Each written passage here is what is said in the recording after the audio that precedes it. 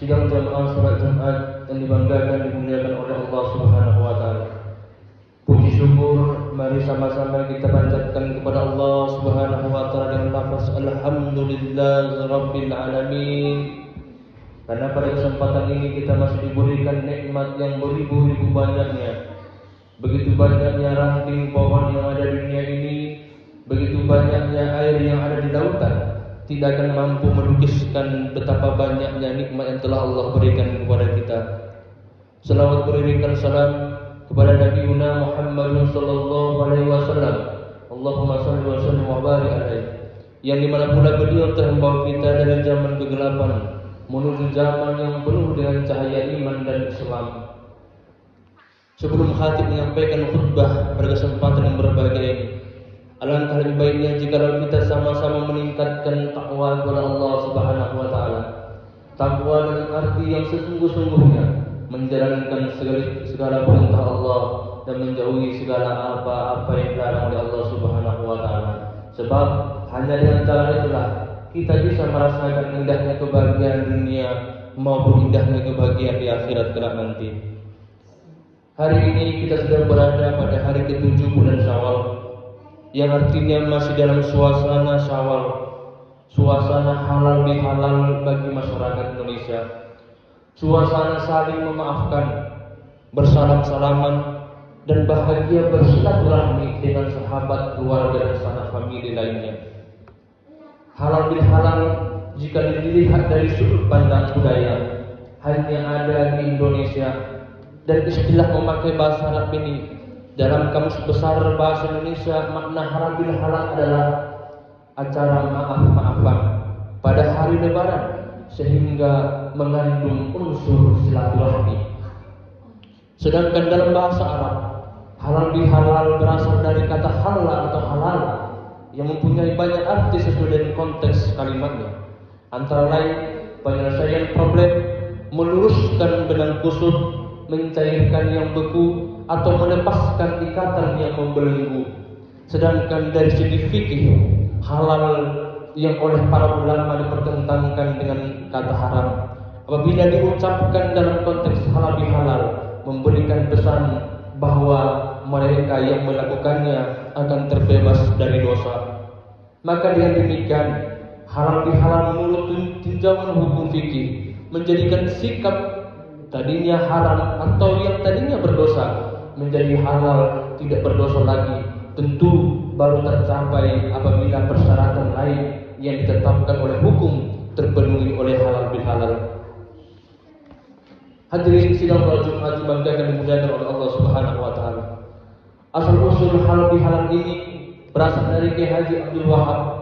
Pada tahun 1948 Kiai Haji mengatakan bahwa seorang ulama pendiri Nahdlatul Ulama memperkenalkan istilah halal bihalal pada Bung Karno sebagai bentuk cara silaturahim antar pemimpin, baik pemimpin politik, pemimpin suku ataupun pemimpin adat. Pada hari raya Idul Fitri 1948, Bung Karno mengundang seluruh tokoh-tokoh politik untuk datang ke Istana Negara untuk menghadiri silaturahmi yang diberi judul halal bihalal. Para tokoh politik akhirnya duduk satu meja. Mereka mulai menyusun kekuatan dan persatuan bangsa ke depan. Maka sejak saat itulah berbagai instansi pemerintah di masa pemimpin Bung Karno menyelenggarakan halal bihalal yang kemudian diikuti oleh seluruh masyarakat Indonesia secara luas, terutama masyarakat Muslim di Kabupaten Kumbang Sultan.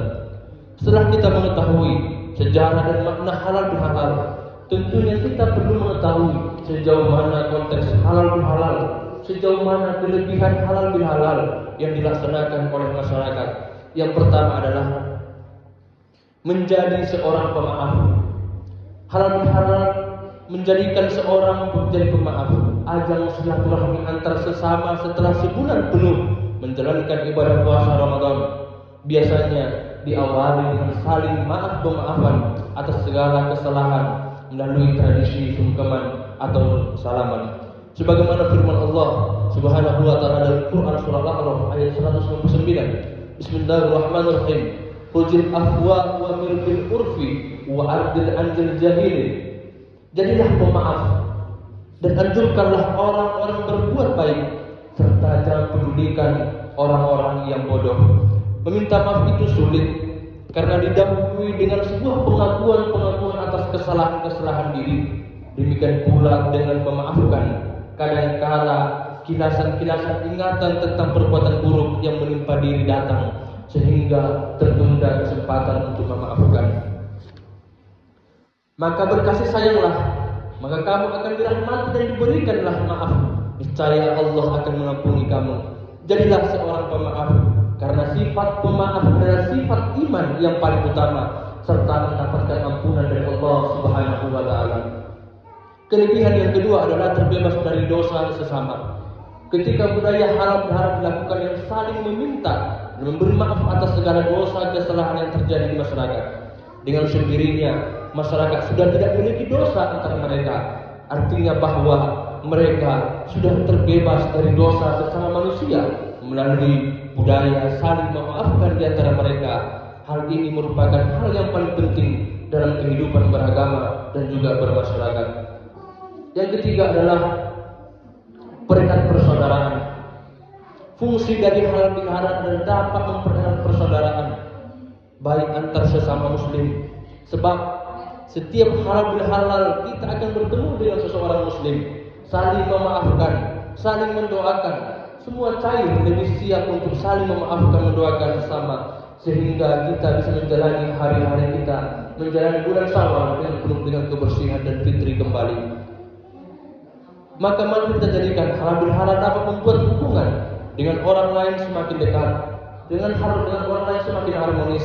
Sebagaimana firman Allah dalam Quran surah Al-Hujurat ayat 10, "Innamal mu'minuna ikhwatun fas'iluhu baina ikhwanukum wattaqullaha la'allakum turhamun."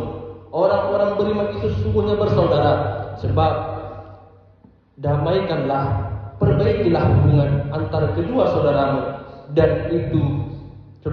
dan takutlah terhadap Allah, supaya kamu mengharap mendapatkan rahmat dari Allah Subhanahu wa Ta'ala. Quran surah Al-Hujurat ayat 10. Yang keempat adalah membangun nilai sosial bagi masyarakat. Tradisi halal bihalal memiliki nilai lebih, tidak hanya sekedar bermaaf-maafan dan menyambung tali silaturahmi. Tradisi halal bihalal juga menghidupkan nilai-nilai sosial di tengah-tengah masyarakat. Dalam ilmu sosiologi, agama menjelaskan bahwa sudah sepatutnya agama dapat menangani masalah-masalah yang penting dalam kehidupan bermasyarakat. Problematika yang dominan adalah prospek psikologis yang bukan hanya bersifat pribadi, tetapi lebih dari itu. Oleh karena itu, ketika wilayah yang teknologi dan teknik industri tidak dapat menyelesaikan problematika manusia, maka kembalilah ke agama dengan kekuatan spiritualnya yang menjadikan alternatif untuk mengatasi keterbatasan itu.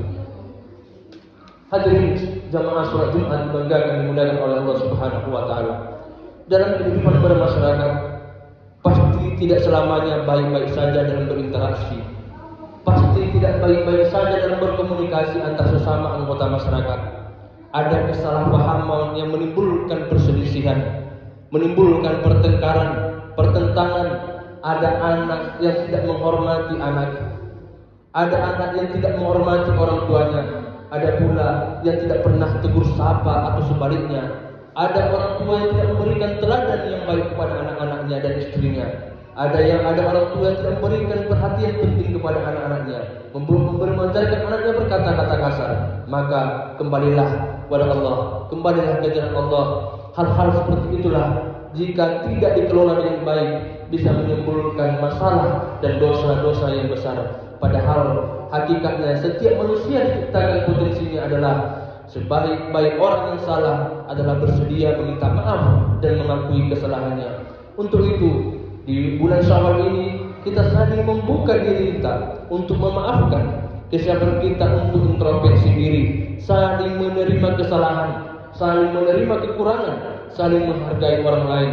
Silaturahmi dalam bulan Syawal pada hakikatnya membina persaudaraan ukhuwah Islamiyah yang merupakan instrumen penting dalam hubungan sesama manusia, hablum minan nas, sebagaimana hadis Rasulullah SAW yang artinya barang siapa yang ingin dilapangkan rezeki dan dipanjangkan umurnya, maka hendaklah ia bersilaturahmi. Silaturahmi dan ukhuwah Islamiyah adalah rangkaian ibadah yang merupakan identitas sebagai umat Islam. Ini perlu ditingkatkan, dibina, karena ini merupakan kebutuhan dalam kehidupan beragama. Silaturahmi banyak mendatangkan manfaat-manfaat yang luar biasa. Di antaranya adalah dapat memperpanjang umur dan melapangkan rezeki, akan dijauhkan dari api neraka, sarana bagi kita untuk mendekatkan diri kepada Allah, menjaga kerukunan dan keharmonisan, serta dapat menjadikan kita menjadi makhluk yang mulia di sisi Allah Subhanahu wa taala. Mari kita jadikan bulan Ramadan yang sudah kita lalui sebagai pengalaman perbaikan hubungan dengan Allah, yang lebih mendekatkan diri kepada Allah dengan tekad keyakinan la ilaha illallah. Semoga zikir kalimat yang terucap di akhir hayat kita menjadikan kita menjadi orang yang mencinta dan cintai oleh Allah Subhanahu wa taala. Barakallahu li wa lakum fil Qur'anil azim wa nafa'ani wa iyyakum bima fihi min ayati wa dzikril hakim wa taqabbal minni wa minkum tilawatahu innahu huwal ghafurur rahim. Aqulu qawli hadza wa astaghfiruhu innahu huwas samiul basir.